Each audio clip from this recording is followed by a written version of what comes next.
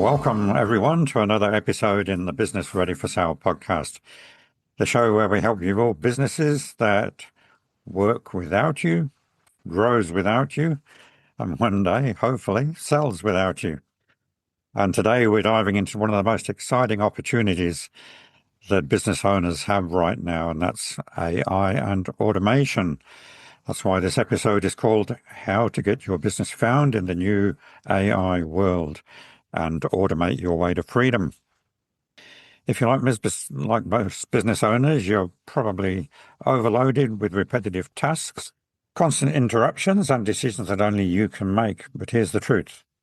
If your business depends on you for everything, then it isn't really a business. It's a bottleneck. And a bottleneck isn't saleable. So how do we change that? And that's where today's guest comes in.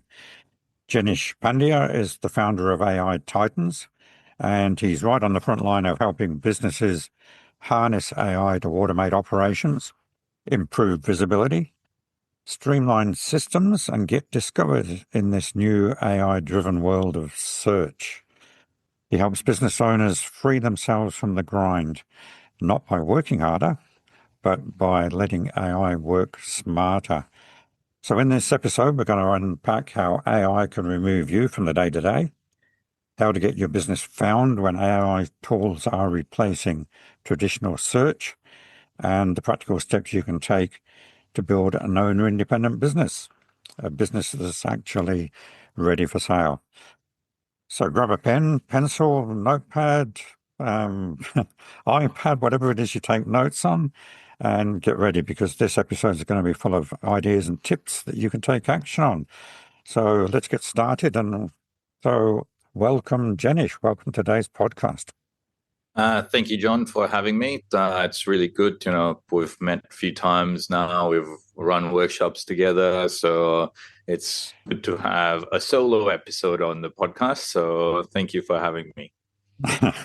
Yes, Jenish is one of the members of our Freedom team with Nicola De Piazzi. So it's all good stuff and all very pertinent. And give us a little bit of your background, Jenish. How did you get into doing what you're doing? So I've always been business curious from the get-go. So when I grew up, my mum had a shop, and I've always learned business while growing up. But when I basically started in uni, so I started different side hustles from e-commerce to podcasting back in 2014. My first e-commerce business was back in 2009 when Shopify or WooCommerce weren't even a thing. So I've always done different things in terms of side hustles while working full time as well. So I've always been business curious and business minded, and call it a serial side hustler. But early last year in 2024 was when we as a family decided to take a year off and basically go traveling with our little one. She was 18 months at that time. And we said, let's travel, let's enjoy the world and take a bit of break from our careers. So we did that. And while we were traveling around Asia for a whole year, that's when I started diving deep into AI to help my own e-commerce business. And that's kind of where I got started in terms of diving deep into AI. So I've always been tech curious, business curious. So I started using AI basically early 2023. But I've always used automation and stuff at work because my background is electrical engineering. So part of process automation and stuff that comes natural as an engineer and understanding workflows. But we'll get a bit deeper into the story as well as we go through the podcast, and we'll give you some examples then. Okay, taking a year off, that's a big step, and it's a good way of testing automation and getting the business to run without you. Definitely. So at that time, it was me actually building those automations. So I was working on the business while traveling as well. So it wasn't a complete shut off and everything runs automatically.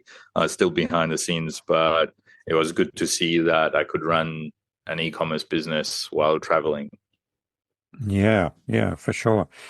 So let's start with what I think is a pretty big question at the moment, and it's certainly the one that comes up most often when I'm talking to business owners now. It's because there's a lot of stuff in the media about ChatGPT and Perplexity and these other platforms trying or taking market away from Google. And I've got a lot of clients who use Google Ads and things like that. So the question they come up with is, well, what do we have to do now to be found in the new AI search world? What are your views on that one? Yeah, so I think a lot of people are coming to terms with that as well. So I'll share with you an example. So last week was Black Friday sales and stuff like that. So what That's been going roughly on for a month. Come on. that was the official Black Friday sales, but a few months ago, my laptop died, so the charging port died, and I was trying to get it repaired, and the repair costs were almost half or almost 60% of a brand new laptop. So I'm like, stuff it, I'll just get a new laptop. And I'm like, well, since it's a couple of months, Black Friday will be here, I'll get a good bargain. So what was the first thing I did? Basically, I went to ChatGPT, Gemini, Perplexity, Claude, all four of them, and I put in the same prompt.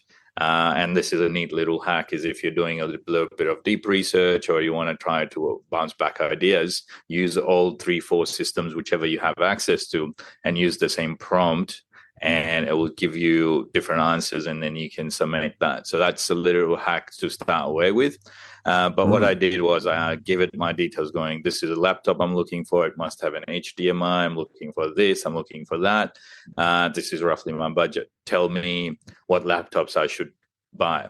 And basically all of them create a list of 3 or 4 of them to buy, the explanations and things like that.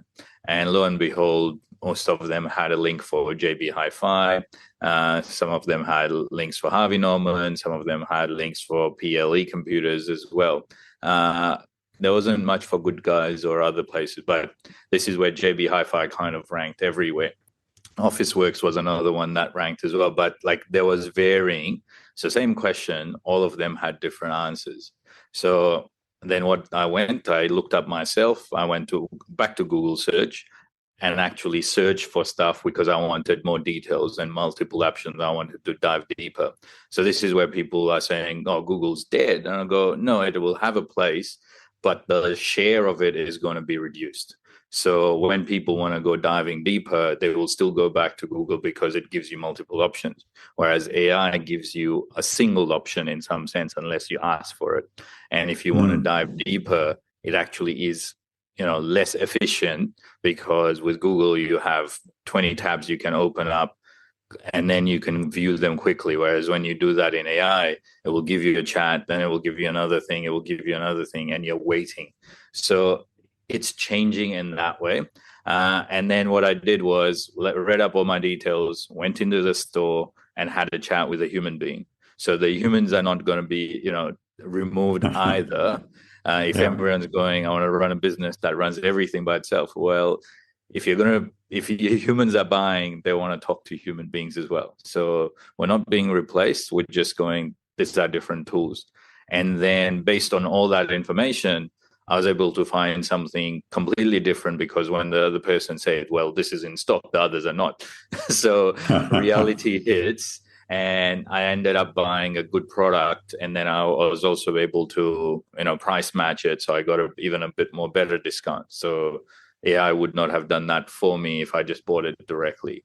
So a mixture of everything, and that's how people are starting to use it. People are, looking for AI to get answers. So if they just want one answer, they're going to AI. If they want multiple, they'll still use Google search and other search with it. So now it depends how on your business, what are you, that one answer, or are you part of that multiple answers? And most of the time it's a hybrid of an option for most businesses. We'll be back after a quick break. I hope you're enjoying the episode so far. I thought I would jump in quickly at this point just to say that if you're interested in finding out how saleable your business is and getting some tips on how to make it more saleable, then you can do that through a quick online assessment via my website, and it's free and will take you about 3 or 4 minutes. You'll get a personalized score for your business in 7 different areas, and you'll get tips, again, personalized tips on how to make your business more saleable and more attractive to buyers. So just go to johndenton.com.au. That's JOHNDENTON.com.au. Find the big yellow button on the home page and complete the assessment.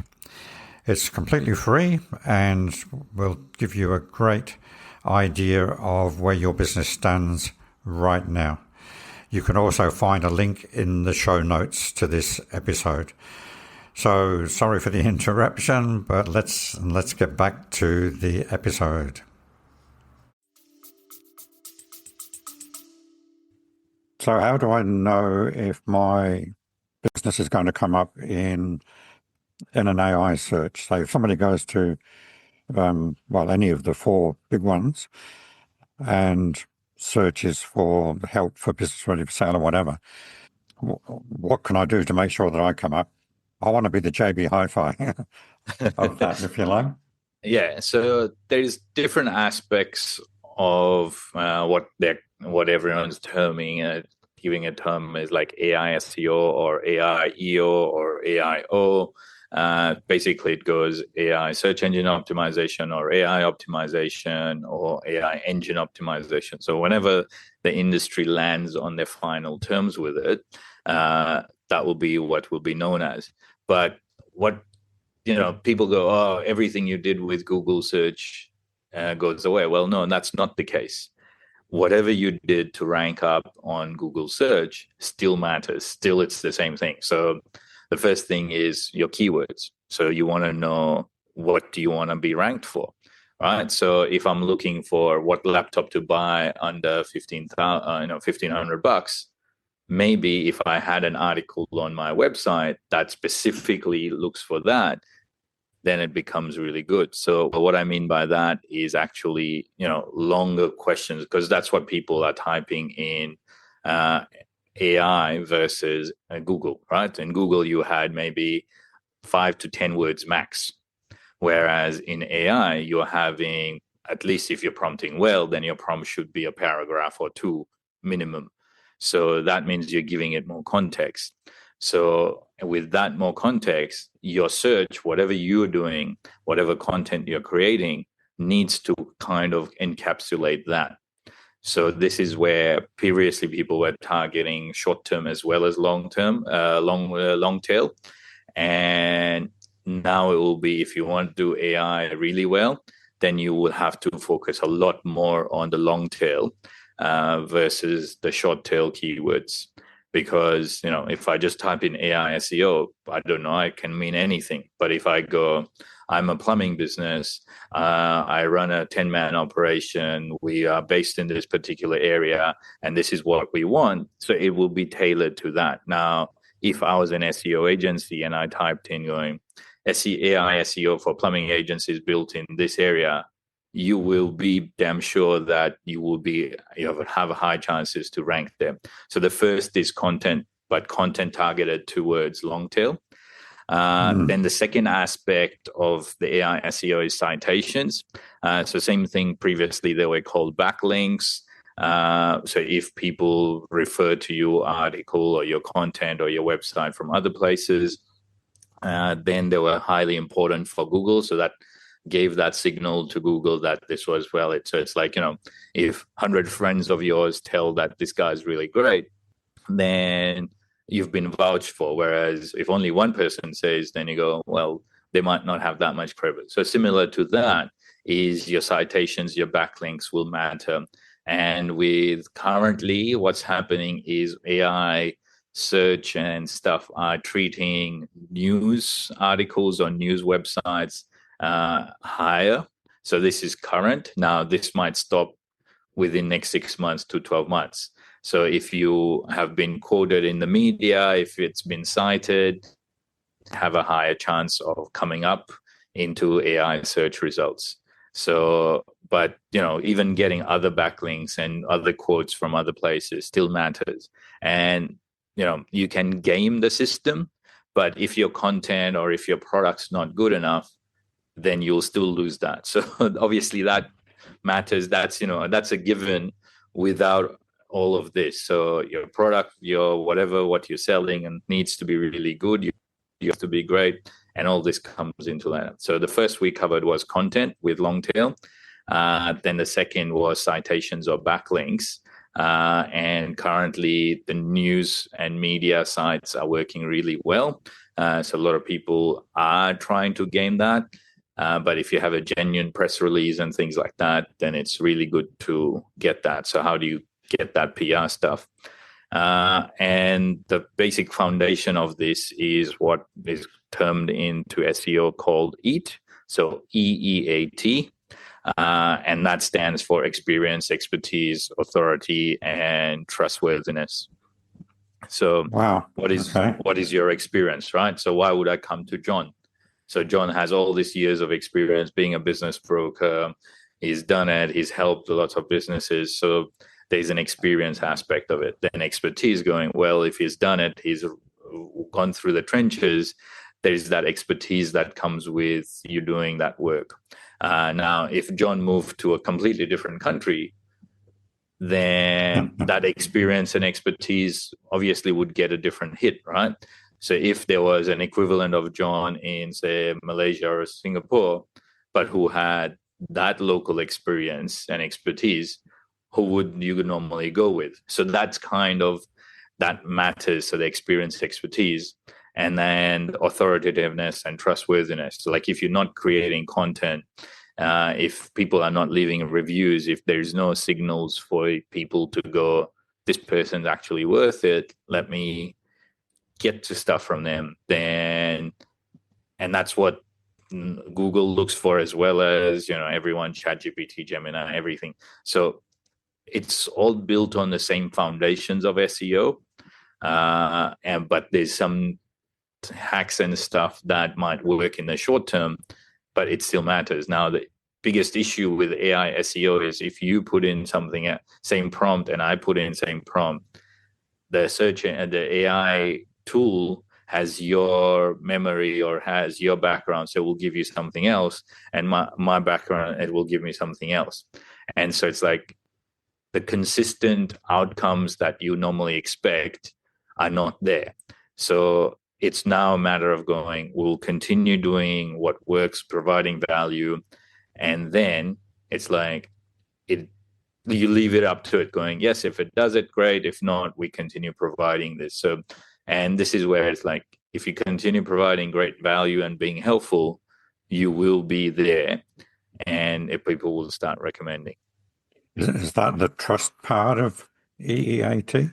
Yes, so that's the trust part and authority, because it's the same signals that Google looks for, right? So when someone goes to your website, how long do they stay on the website for? Or how many reviews does your product have? So all that kind of becomes, and till now Google's never been open with its algorithm going, but people have gone, if we do this, this happens. If we do this, this happens. So with Google, the thing was, if you did all that, then certain keywords, you would be at the top, and then that would stay there if you would continue doing that for those keywords, for everyone, almost everyone. But with AI, it's going to change. So the results will matter different. So if someone goes, we will rank you number one in AI, I would call BS on that. So if you're looking for a search engine marketing optimization, and again, I don't sell SEO stuff, but if you're looking, just have an open discussion. And if they're not telling you all this, then maybe find someone else. Yeah. So you've got to cover both camps now. Yes.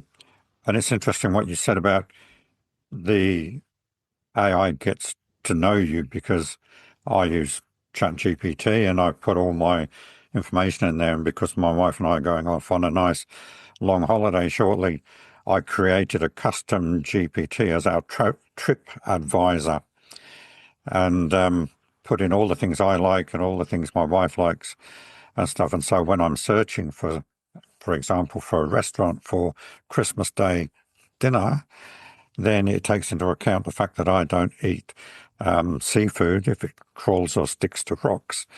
You know, I eat fish, but not if it crawls or sticks to rocks and stuff like that. So it customizes the search based on what it knows about myself and my wife. So, yeah, that's interesting, isn't it? Because it's going to come up with a different answer for everybody. This is where, when it's looking for a restaurant, it will still go through the same factors. It will go the location, the reviews of that restaurant, potentially menu. So, a lot of people don't even have their menu items on their Google Map, Google Business page. So you go, if I don't have all these details, then how is the AI going to recommend me? So it's like, again, content is not just blog articles and podcasts, but content is on your about page. It's on your Google My Business profile. It's when you start posting, because I don't know if you know, but now Instagram's made its posts searchable. Even TikTok's posts are searchable as well. So they start popping up on Google search results. But that also means when AI is looking for it and searching, they're all searchable as well. So that means all that content that you create becomes searchable. So that means when you're thinking of what people are actually searching for, then that's what you want to do. Now, where are you going for your holiday?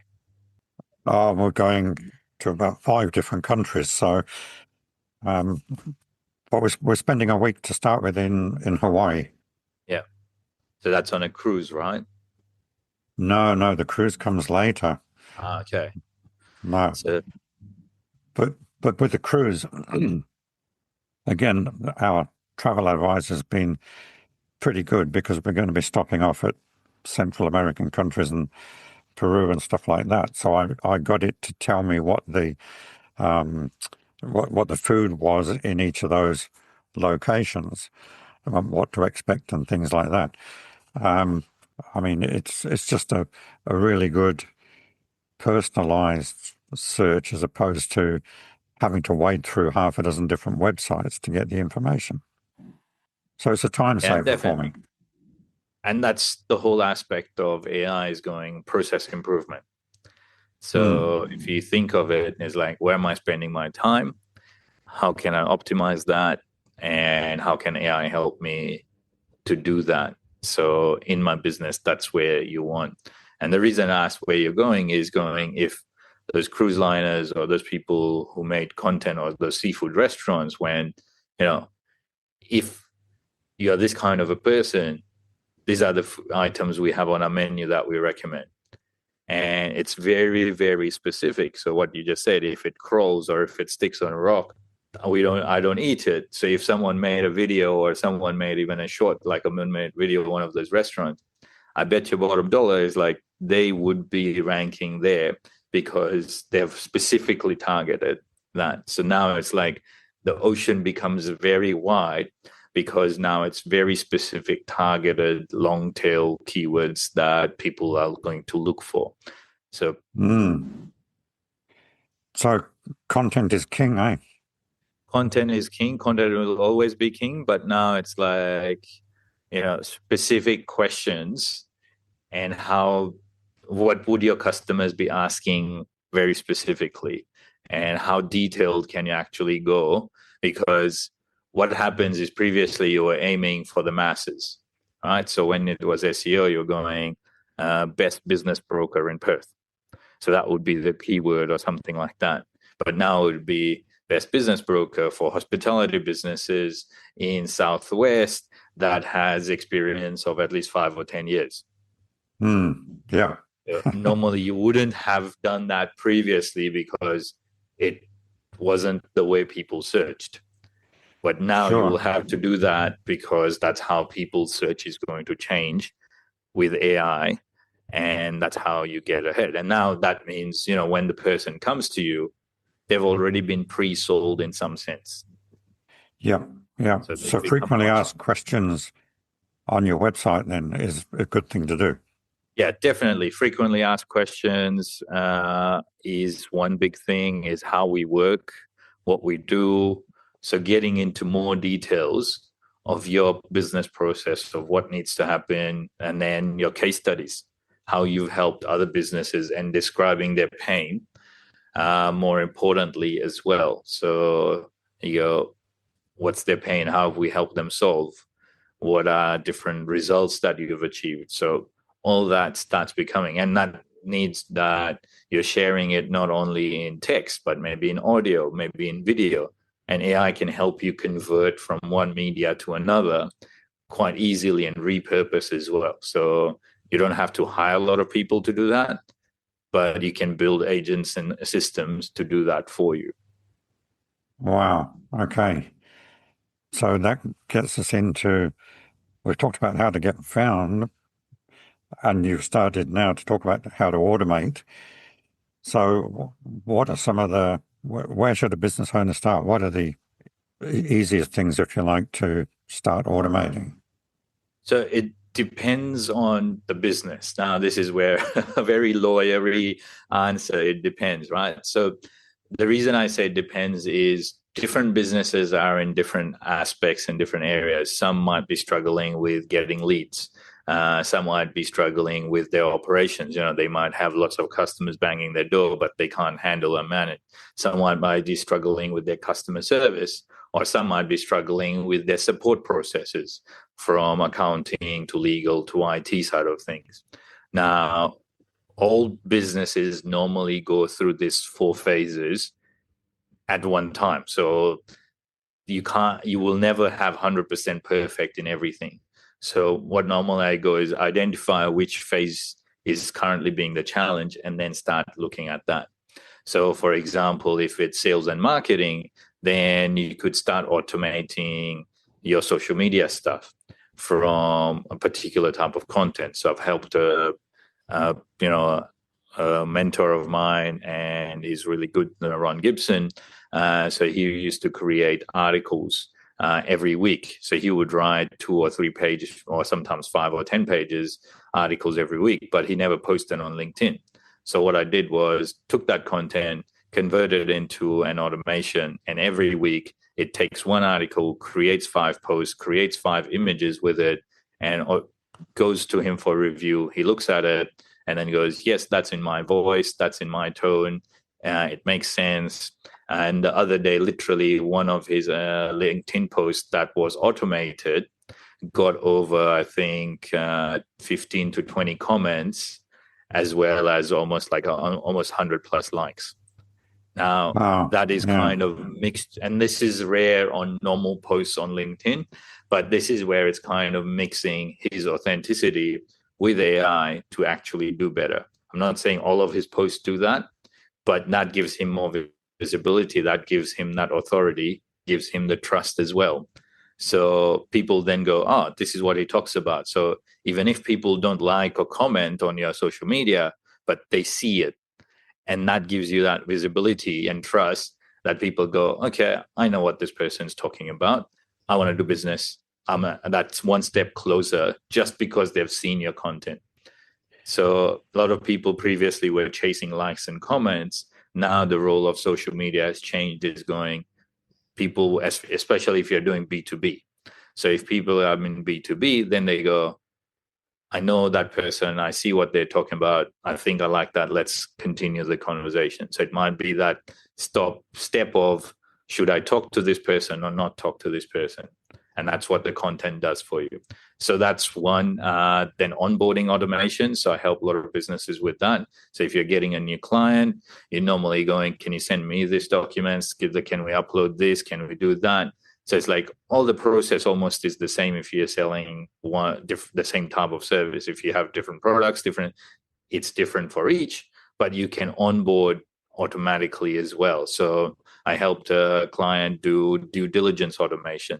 So where they have to do due diligence for all their clients, and this is high deal worth, and they were sending out 100 questions on an Excel spreadsheet. And they were sending out a shared folder link because that's what they knew, right? So that's worked for them in the past. And that's okay. So I like, you laugh, but this is where it's like, I go, it's okay for you to have shitty processes because you've been solving other parts of your business. But when you've solved that part, then you're starting thinking of automating, then start with where your current problems are. So we converted it into 3 different beautiful forms. As soon as the form gets filled, the automation takes over, it creates all the folders in the SharePoint, it renames the files, saves them in the appropriate folders, sends them an email going, all this is done within the space of, a minute. Previously, their ops manager would have to go through all this, review it manually, rename stuff, and then chase them up because they didn't save those folders or they didn't save it right. So it's like back and forth.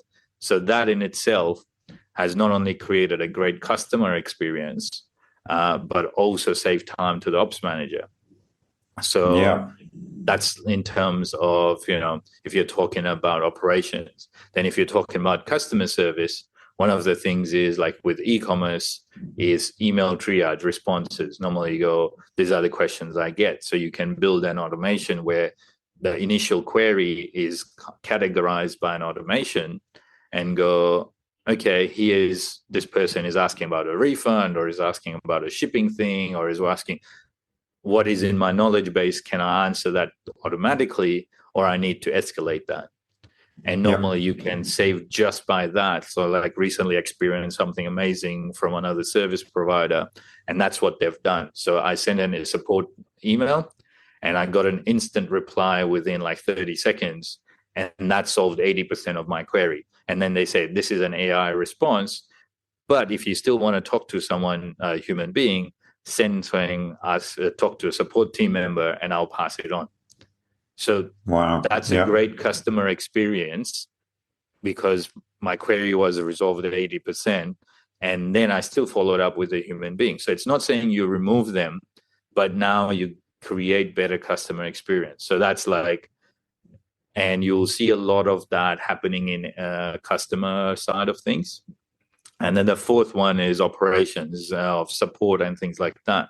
So you can get AI to do your receipts management or tagging based on whatever. So like there is a lot of that as well in terms of law side and things like that. But you will still need human beings. This is where it's like initial part can be done by AI, and then the later part gets done by the humans who can oversee it, who can do that.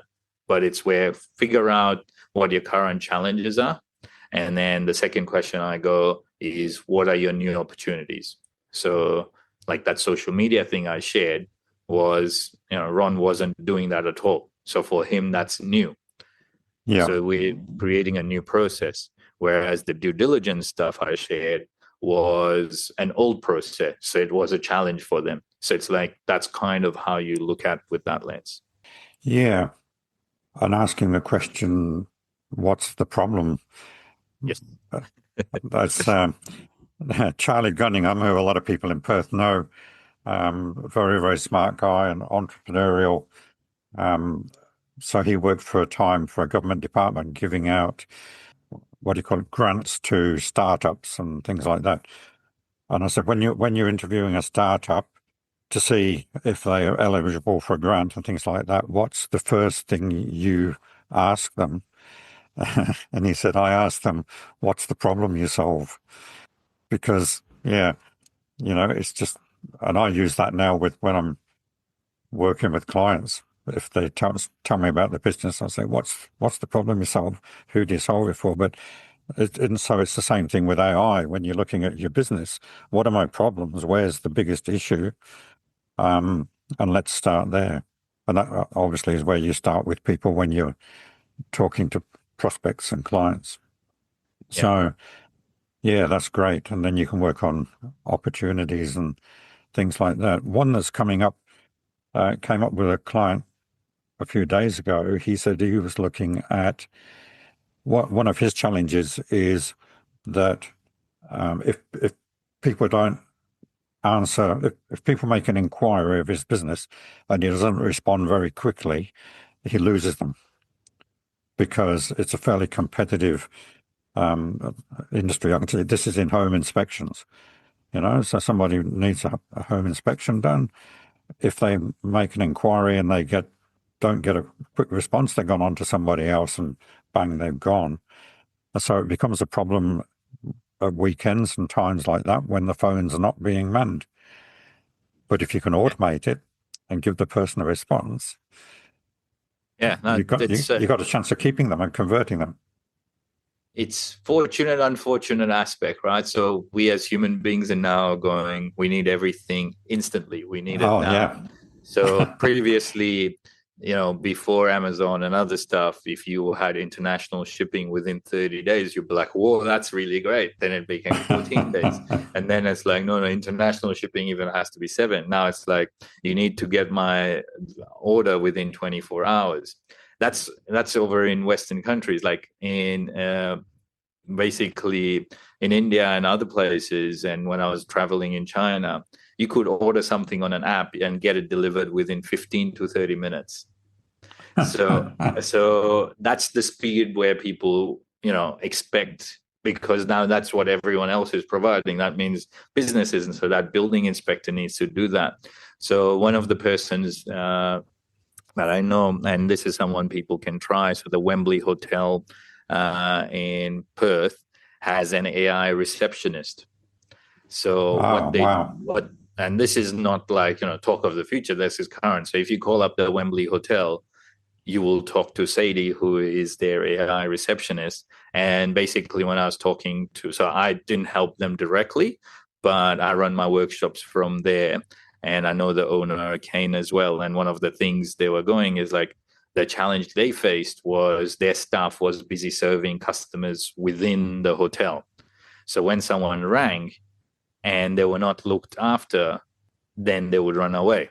So, and that meant either they would have to hire someone full-time for answering the phone calls. Now, if someone doesn't call, what does this person do?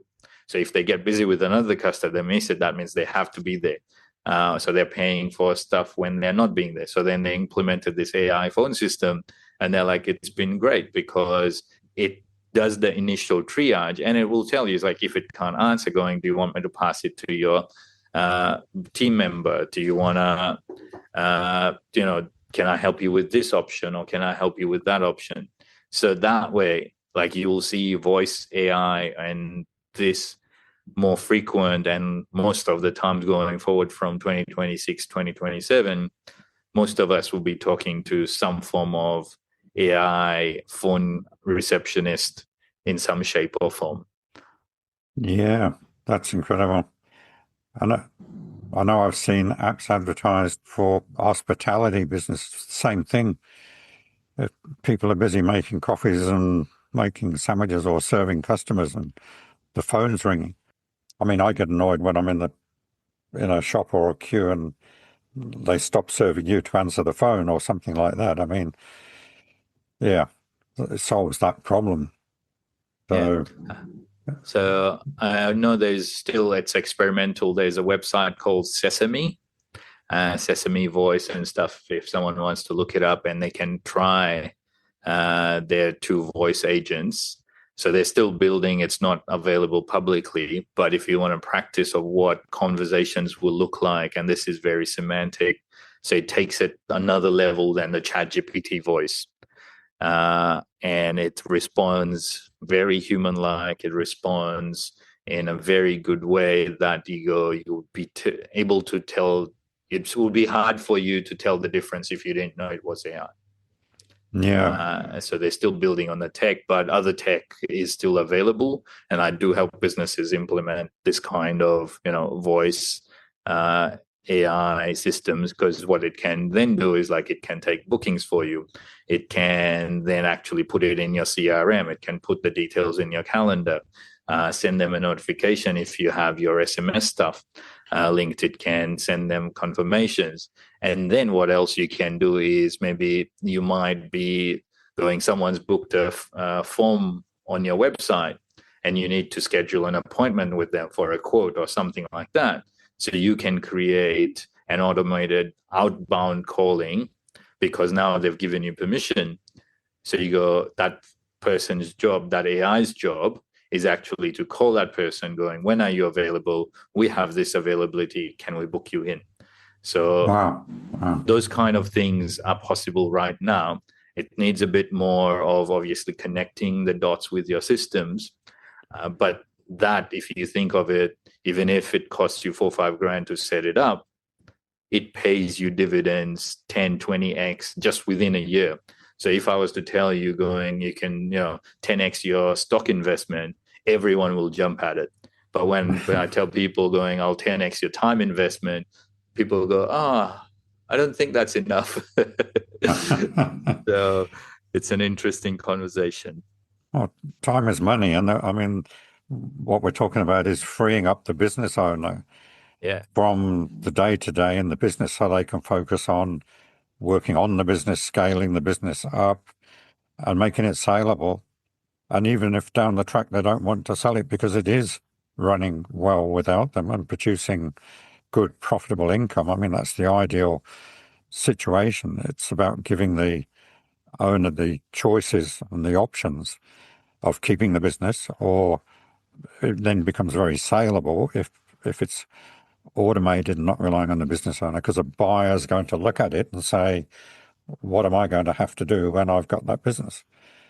And if a lot of it's running automatically and running on good systems, then it's a very attractive purchase. Yeah. So I would disagree with your time is money statement, because I think time is more important than money. And this is where, say if your hourly rate was 200 or 300 bucks an hour, and if you did an activity that was $50 an hour, you've just lost it. But if you you save that 1 hour and spent with someone and had a deal that closed for 100 grand, then was it still worth 200 or 500 bucks an hour, or was it worth the 100 grand?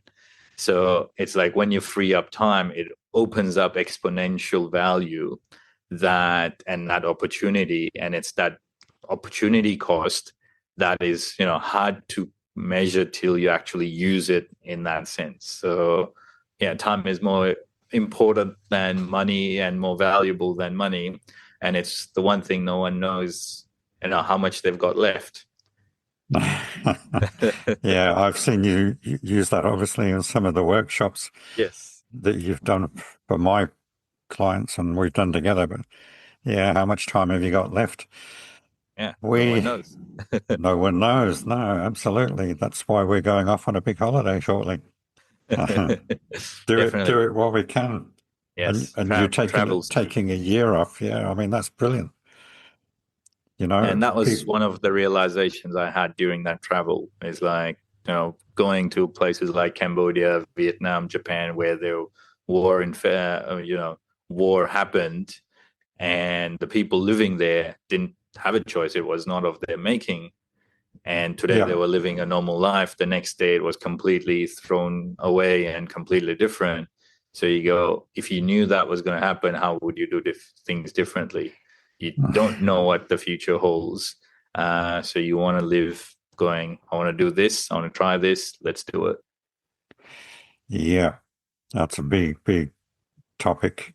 Could be another 2-3 hours on just that. Yeah. I've got, I'm meeting up with a speaker who's probably going to present to my BOTA group, my Business Owners Taking Action group, next Friday, and it's very much about that. It's about living. We work to live, not live to work, hopefully. And sometimes business owners get so involved in the business and it becomes a treadmill and they can't get off because they're reliant on every dollar that comes in to keep feeding them. And they have to be there because the business is built around them. And so, yeah, exactly. Okay, now's a good time to talk about our freedom team. So myself, yourself, and Nicola Depiazzi, the systemologist, I tell people you need to systemize and automate and get yourself out of the business. And Nicola tells them how to do the systems, and you tell them how to do the automation and free up time and all of that. So a lot of synergy with what the three of us do. But it's all about getting that business owner to help them have a life. But we won't go down that line anymore. Anything else you want to So point? I have a quick question for you. Is what has been the biggest time saving when you've implemented AI, or what was that use case where you go, I saved X amount of time and reinvested that in my business, and that potentially paid me X return? Okay, putting me on the spot now. I remember I used to host a podcast back in 2014. You were the question asker. It's interesting. Definitely social media, creating social media posts, doing the research. There's a lot of things actually, and the intro to this podcast and the outro, I confess, are AI produced. I put information about yourself. It knows a lot of information about me and my business already, and said, look, give me an intro and an outro for the podcast with Jenish. And it did it in a minute. And I would typically have sat and spent an hour or more trying to come up with that, and it wouldn't have been as good. And that's time that I can get on and do other things and call clients and have my coaching sessions with clients and stuff. So definitely doing research and coming up with ideas, it saved me a ton of time. There's another business opportunity I'm working on as well, and it not only gave me some good ideas, data for research that I would have spent ages trying to get, but then it even came up with, well, if you want to go down this path, you'll need a landing page. Here's an outline for a landing page and all of that. So it's literally saving me hours and hours of work, and it's moving me forward faster. And so I'm progressing my business and developing things a whole lot quicker. Does that sort of answer the question? Yeah, and definitely. And this is where it's like, I think sometimes when people go, been using AI for a bit, they start forgetting is how much of help it has been so far. So then it becomes natural. Then they go, oh, okay. But then they go, if it's done that when you've just started, the next aspect where I can recommend you is going, how about you automate your podcast? You could automate once you've recorded it. It can chunk it for you. It can post it on your social media. It can recreate images from it and other things, right? So you can build those kind of automations right now. And basically, once you publish a podcast, it all happens and schedules out, whether it's in 7 days or whether it's in a month or 2 months, because you might want to revisit different episodes down the track as well. So you could set it up for a whole year's worth of scheduled content going, post this episode in 2 months' time, in 4 months' time, and then keep bringing back. Because a lot of podcast hosts, what they do is they create content, they promote it within that week, 2 weeks, and then they're on to the next one.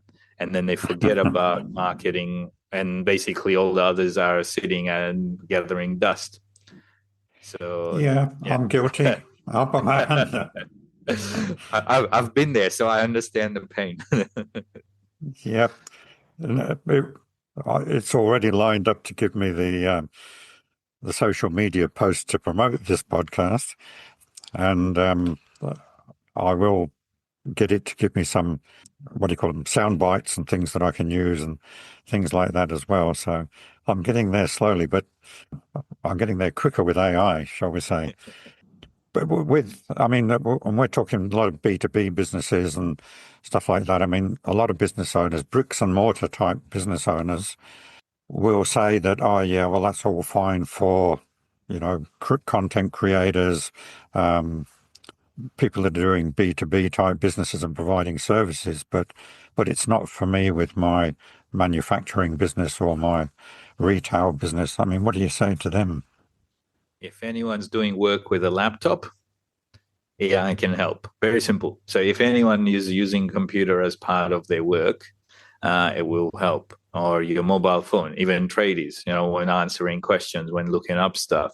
If you want to automate processes, like everyone has customer onboarding, you are getting a customer, you are finishing up a project management.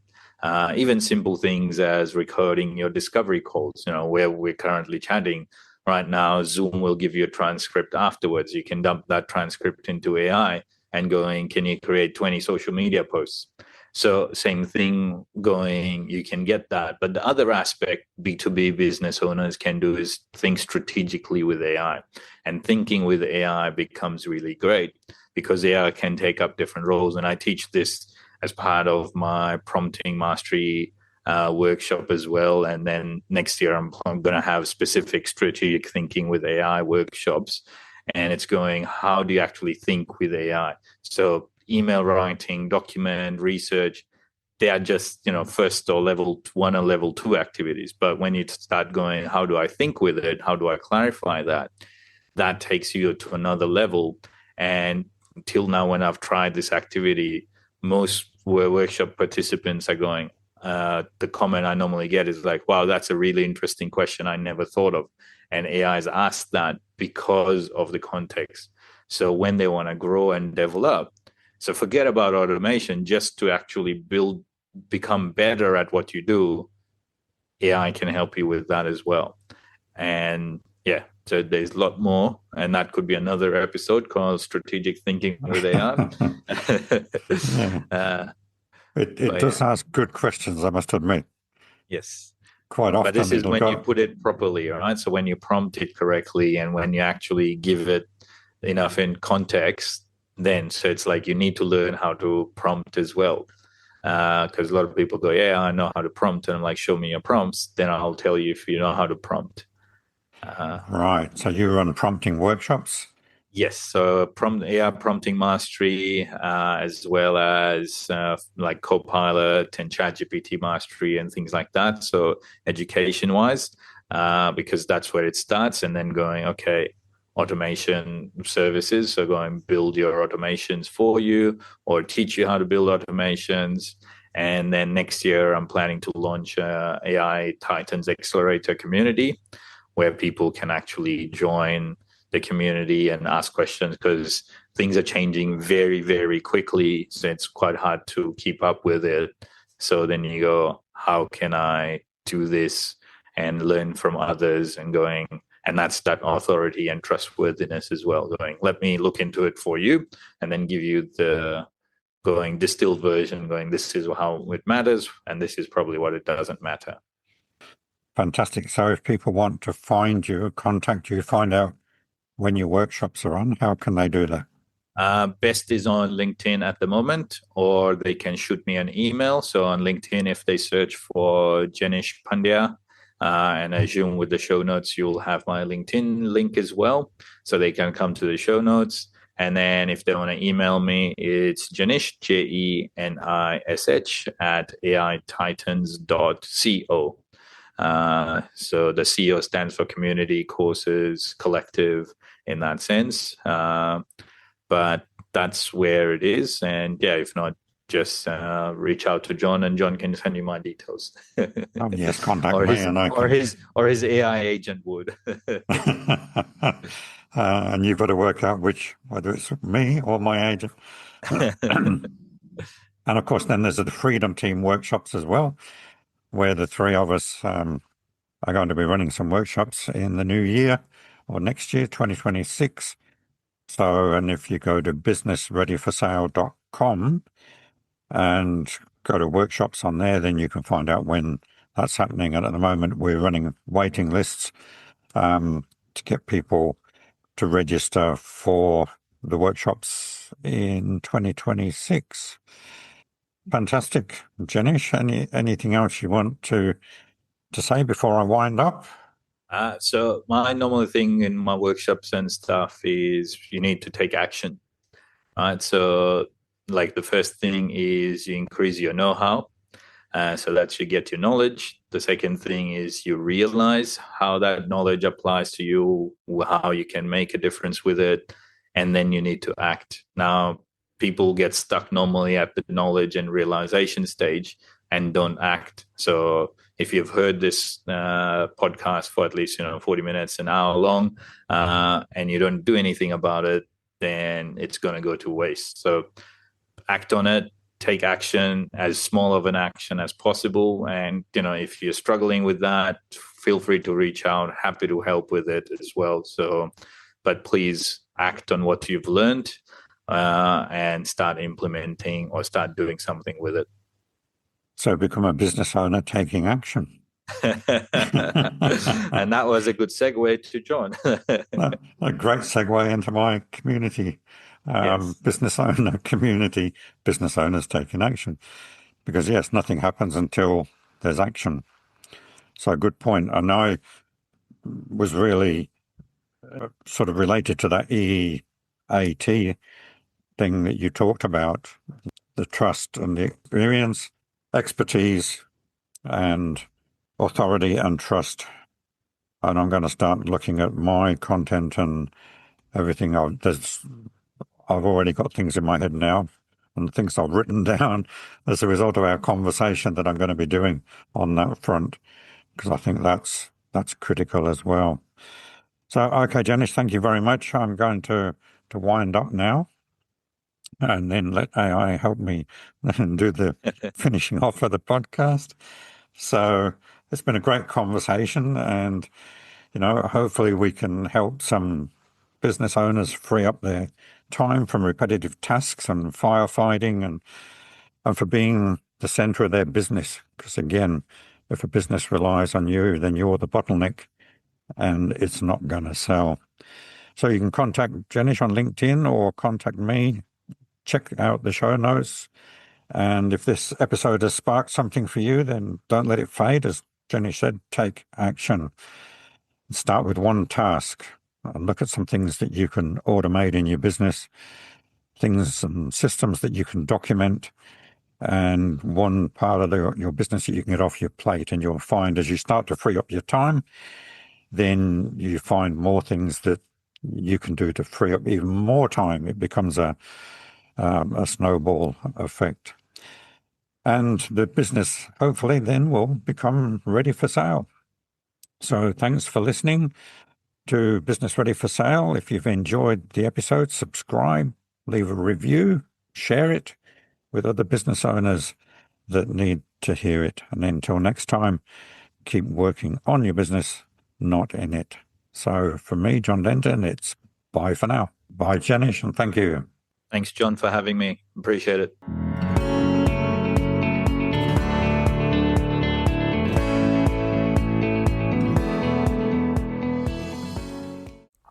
Thank you for listening, and I hope you got lots out of that episode.